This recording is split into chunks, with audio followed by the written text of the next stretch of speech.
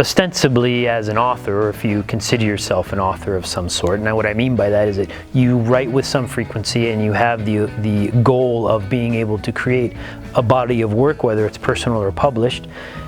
The idea of writing a novel is one of the most satisfying achievements that you can conceive. It is arduous work, it is long work, it is slow editing, and you have to be very patient with the time frame you're dealing with. The current novel I'm working on now has been in process for about 1.5 years, and of course I don't write full time, but it's a massive amount of work from beginning to end, and to conceive those beginnings and ends can sometimes be very intimidating.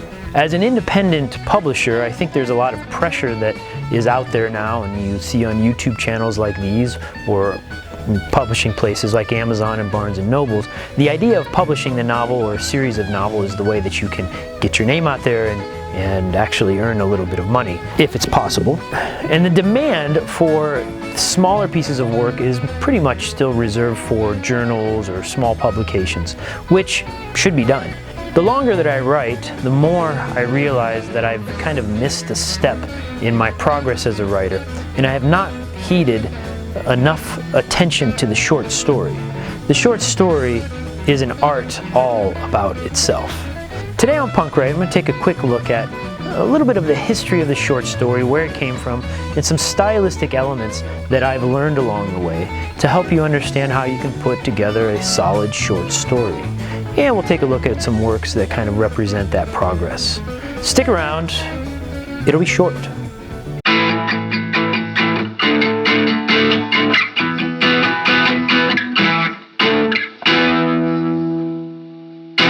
The other day I was talking to a writer friend and colleague of mine who is an African writer, and she was showing me some of her short stories and expressing some of the frustrations that she has with translating some of those essential elements of storytelling that happens on the African continent to the way that she wants to tell stories. And I reminded her, and I kind of reminded myself, that this whole phenomena of the short story is very much a Western phenomena. There were certain parameters put on writing styles because of where those stories are being published that has helped in the formation of what those stories look like. Some of the earliest incarnations we see in people like Charles Dickens, who's eventually put together novels by writing individual chapters that were published in newspapers. Of course, those are constraints on length and style that evolve into, certain ways that we accept how a story is told. It doesn't mean that there's no space, and I think actually there is a lot of space to evolve how those stories are told, but I'm going to look at kind of the basic parameters that we use to talk about short stories. Some of the earliest short stories that are still impacting us that we pay attention to are people like Edgar Allan Poe, who had a very unique style, and I think is probably one of the original creators of the short story. We look at him as a kind of a horror writer, but what he's done is to create just a massive amount of tension in a very short space. Within there, he's also got very clean story arcs. And other writers like H.P. Lovecraft have done the same thing, even though he was a little bit later. He took that style and used what we call the twist ending. Stephen King has taken that and very much used this in a modern day horror style, because he writes his short stories under the same parameters where he's building a beginning, middle, and end, but there's something that happens in there that ending is just a twist to that plot that leaves me hanging or leaves that doubt so that I can feel satisfied with where the story has gone, but it keeps me energized in the sense that I don't have any kind of specific closure. That climax is just a twist. I love the twist ending. In the 30s and 40s and 50s, we see a birth of a couple of different cultures. There's a comic book culture that is slowly arising, and those comic books also define a certain writing style and story style. But then we also see the birth of like science fiction type magazines and publications, short publications, and people like Ray Bradbury, who are masters of piling in a very intense story in a very short time frame, almost novellas, but not quite long enough to be novellas. We have to thank those science fiction magazines for actually putting it out there. And then we see people like Shirley Jackson. This is in the 1950s, where she publishes The Lottery, of course. The Lottery is a very well-known short story that deals with the same type of twist in the end. But what is different about these stories as they've evolved is there's an element of humanity that we begin to expect from the short story. In The Lottery in particular, if you know it, there is the twist at the end and there's something unexpected that happens, but there's some sense of character that becomes so compelling in that story that we still talk about it and use it today in schools as a teaching element to talk about things that go beyond just the writing of the short story. The most recent short stories I've come across are a little bit different now, and people like Raymond Carver or Alice Munro, which are a little bit more difficult to me because they don't really follow a structure with a beginning, middle, and end. They're just kind of taking an excerpt of some aspect of cultural society or human society, and that glimpse is giving us insight into what those characters are doing and who we are and what life is like in a certain moment. You know, that can be very satisfying in terms of some sort of cultural preservation.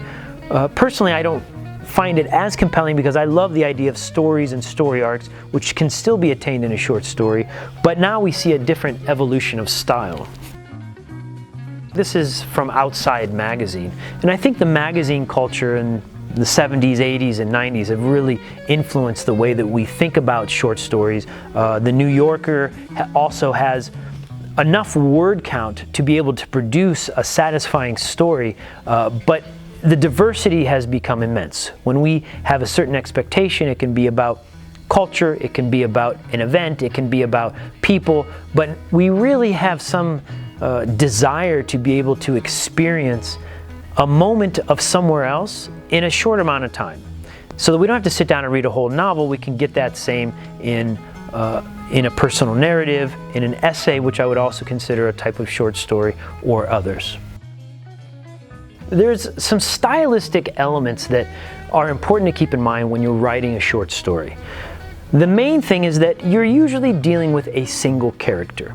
You don't have necessarily the time for the exposition or the character building, so there's this play that is happening between giving me enough about the character in the moment so that I can learn about the character and believe the character without being bogged down by a lengthy interval or information dump, as you might call it, about the character. I don't need to know every specific detail, I just need to feel enough so that I believe the situation.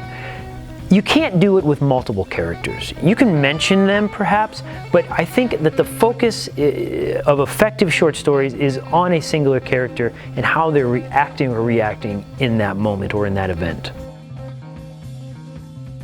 The challenge that I've found in trying to produce something of emotion in a short space or a short number of words, 3,000 or 4,000 words, is maintaining that sense of suspense and building towards something. In a novel, you have a certain arc that goes up and down and up and down, and you can play with tension. In the short story, you don't have space to play. You just basically have to go for it. And you have to be careful about finding a balance about going there too fast and losing the tension, or going there too slowly and losing the reader in the short story. Some of the short stories I've seen published kind of have this wandering aspect, and I don't personally like that. I think that the writing is good, and these journals will publish excellent excerpts of what authors are able to do, but I still want the story. The most effective short stories are going to have some sort of final climax that you're building to, and if you do it well, you can interchange thoughts, interchange plot, and take me to a point that I'm satisfied at the end. Baby, you gotta keep me satisfied. And finally, the last aspect that I've kind of discovered in this process of writing short stories is how you have to really weigh on the words in a short story. And again, writing a novel, you have some length. You can take me a little more slowly along the route, and if you give me a little extra description, it doesn't matter. I don't think you have that same flexibility in a short story. Nailing it and really paying attention to the parsimonious aspect of writing is what I found very gratifying in that short story. Practice that and hone your art, and you're going to find that when you write something longer, you're going to be more effective. As I mentioned before, Charles Dickens actually wrote various aspects of his novel in small chapters, but if you consider the chapter a short story with a beginning and a middle and an end, and you put those together into some sort of longer story arc, and you can build me chapter by chapter, your ability to write good chapters is going to be much better. So if you're a new writer, I would encourage you, start with a short story, take some time and work there, because you can finish it. It's not so bad if it's not great, because you can start another one instead of getting 80,000 words into a novel and not feeling like it's working. Practice the shortness, practice the skills, and you'll find that you're going to be better in the long run. Thanks for joining us today on Punk Ride. I hope you enjoyed the video and got something out of it. If you liked the video, please like or subscribe if you're not. And until then, you just keep writing short. Punk Ride.